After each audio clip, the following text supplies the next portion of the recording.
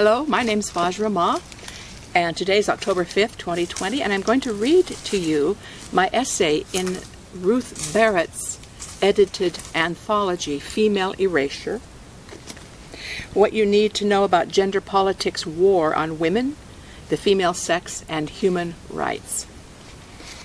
And my essay is entitled The Universe is Her Form, which is a pretty big assumption, and we're going to find out just how it is. And this essay is based on tantric scriptures, wisdom, viewpoint, philosophy. You do not have to believe in Tantra in order for these ideas and views to make sense. And when I'm talking about Tantra, I'm talking about classical Tantra, thousands of years old, not the Neo-Tantra today in the West, which is focused on sex and relation and intimacy skills. Okay, so let's get started. The universe is her form.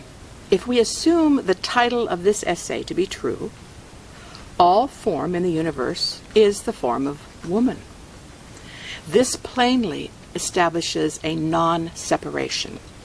And as I begin here, I want to also add that I wrote this essay very thoughtfully, hoping to create a bridge of understanding between people, because the issue of the trans narrative and gender identity is very divisive, and so that is my hope, that this helps create a bridge of understanding.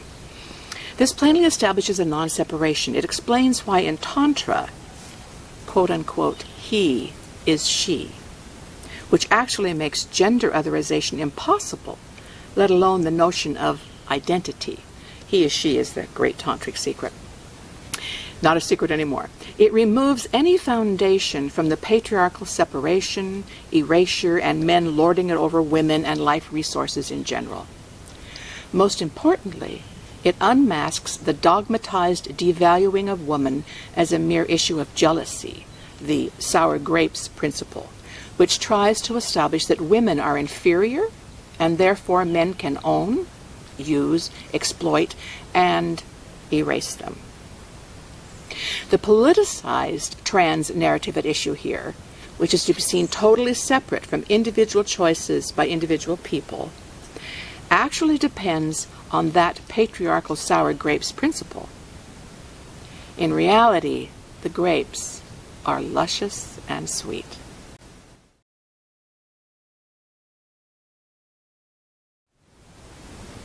A vision of totality. Imagine that you are standing before a towering ancient temple embellished with images carved in golden-hued stone of nude women and men in various positions of amorous engagement. The women have large, round breasts and full, curved hips that sway to one side or the other.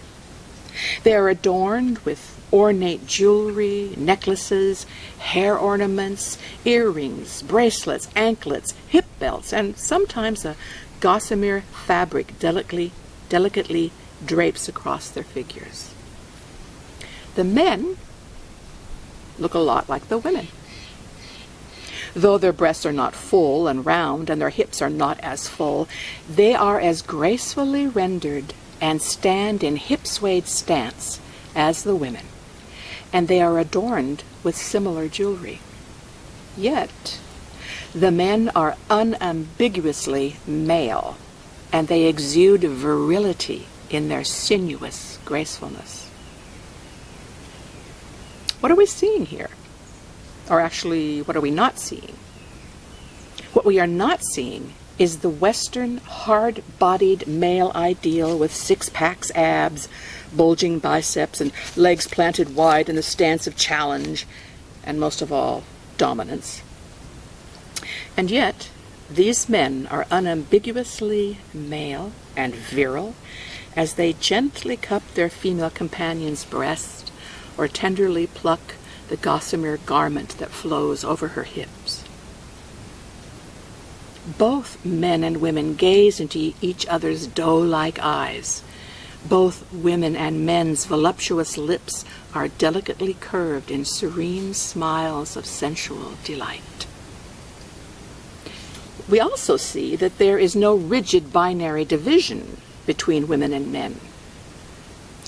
In these exquisitely rendered carvings, both the female and male are feminine, as per the Western stereotype of feminine. He is not pronouncedly other than she. Male and female are not depicted as polar opposites. There is no binary, no otherization in these images. Instead, the men and women share a spiritually grounded sensuality, expressed in fluid, serpentine curves, gentle smiles, and tender touches. What is going on the other hand, is a quality of sensuous male-female love play that is utterly foreign to objectification of women's bodies, coercive acts of misogyny, or the loveless banging, thrashing, and pounding reflected in today's pornographic culture. These couples and groups of women and men are united in caresses, embraces, and sometimes explicit sexual intercourse, but have nothing in common with misogyny or pornography. They are fully engaged with each other physically, sexually, emotionally, and, this is a temple, spiritually. Their gazes, gestures, and postures evoke both the spiritual transcendent beloved and the human here and now beloved. Their smiles, touches, and embraces convey mutual reverence and respect, harmony, and reciprocity of feeling and awareness. In these images, I recognize the nuanced, sensual, sexual sensibilities that I personally have found in my nearly 30 years of working with women to be natural with women. Sensibilities that seamlessly interweave heart and body, sexuality and spirituality. What exudes from these temple carvings is reverence for the human body, the non-division of spirit and flesh. In the tantric view, such divisions are not real. Instead, Tantra offers an illuminating view and a liberating path through and beyond conceptual distortions and divisions. There is no moralistic judgment in Tantra. There is only the inquiry into what is here. The description above is based on a tantric temple in India, and I'll go to my footnotes. The Khajuraho temple is one of the 22 surviving out of a group of 85 temples built between 900 and 1130 CE, Common Era. The group of temples, which covers 9 square miles in central India, is a UNESCO World Heritage Site, and that is one of the temples I was speaking about. These tantric people glory in the common ground of the feminine. A feminine, and it's capital F, a feminine of a different order than the commodified Western stereotype. A feminine that encompasses both female and male and points us to our inherent totality.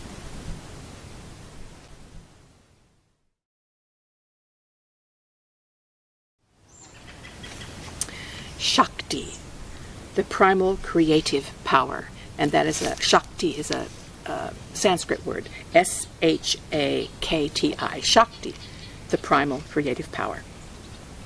The totality referred to here, that I just referred to, is based in the tangible experience of Shakti, the tangible experience of Shakti, the primal, feminine, creative power that underlies reality, the animating force of all that exists.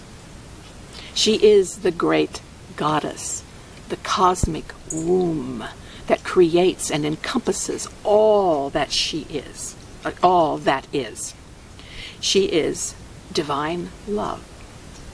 Shaktism, or Shakta Tantra, is that tantric view which regards the feminine as the supreme reality and esteems woman, who carries the enfoldment of the cosmic womb within her, as the particular embodiment of Shakti, goddess. And footnote number 2, women who've had a hysterectomy retain the energetic imprint in their body of the womb. We see this expressed in the Shakti Sangama Tantra, which is the tantric scripture. And it says, woman is the creator of the universe. The universe is her form. End quote. And of course, that's where I got my title of my essay. The primacy of the female stood without question in the ancient world, millennia before the onset of patriarchal dominator societies a mere 6,000 years ago, or maybe 10,000. The historical reality of woman as, I'm going to go back, the historical reality of woman as spiritual and societal leader is globally evident in cultures on every continent. The modern-day Mosuo society in China is an intact matriarchal culture that knows no marriage, and where there is no such thing as an illegitimate child, and where women are highly respected and free to be sexual with whomever they invite into their flower room in their mother's home. In Aboriginal Australia, the myths recount the men's admission that they stole the power from the women when the women weren't looking. The attempt to not just steal, but appropriate power by force is a core issue of this essay.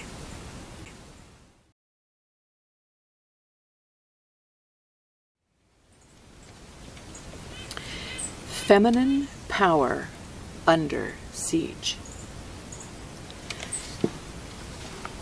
Tantra, and then I say here in my notes, not to be confused with Neo-Tantra, popular in the West, which focuses on relationship and sexual intimacy skills, a point I already made. Tantra, the philosophy, cosmology, and science of consciousness, not a religion, has long recognized the inherent and advantageous powers of female embodiment. Footnote: for purposes of this essay, I will limit my historical references to the great East Indian tradition of the Divine Mother, rooted in the Shakta wisdom of ancient matriarchal cultures of India, rather than look at the whole global perspective, which is there. It is in India-originated Tantra, as well as in its tantric Tibetan Buddhist iteration, that I have found my greatest inspiration as I have explored women's and my own body knowing's defined later, and originated the subtle body moving meditation that I have taught since 1992, the tantric dance of feminine power, the womb-sourced yoga of feminine wisdom. That's what I call it. That's a mouthful. The tantric dance of feminine power, the womb-sourced yoga of feminine wisdom. This has opened for me many of the insights that weave through this essay. It is through this female embodiment practice that I have cultivated direct, conscious awareness of Shakti and deep reverence for the powers and qualities of the female body. Or more accurately, the female body-mind. For science has shown conclusively that the body and the mind are not separate, but function as a unified, interactive, and interdependent system. This fact of body-mind unity, and that woman carries source, the cosmic womb enfolded within her, illuminates why woman has, until patriarchy, been revered, and conversely, why patriarchy, which is based in the illusory division of flesh and spirit, does all it can to erase this reverence. And I have a footnote in there. I use body and body-mind interchangeably in this essay. And body knowing references the unity of body and mind, or body knowing. Okay. And I'm looking for my place here. Why does all it can to erase this reverence. Thus, extrapolating from the Shakti Sangama Tantra, woman is the foundation of the world. Therefore, the foundation of patriarchy is the erasure of woman. The foundation of patriarchy is the erasure of woman. Female erasure. We're in the end game now with gender identity ideology. That's just a spontaneous side note, not in my essay here. But the idea is, continuing, to restore reverence and respect for woman is central to ending this erasure. To restore reverence and respect for woman is central to ending this erasure.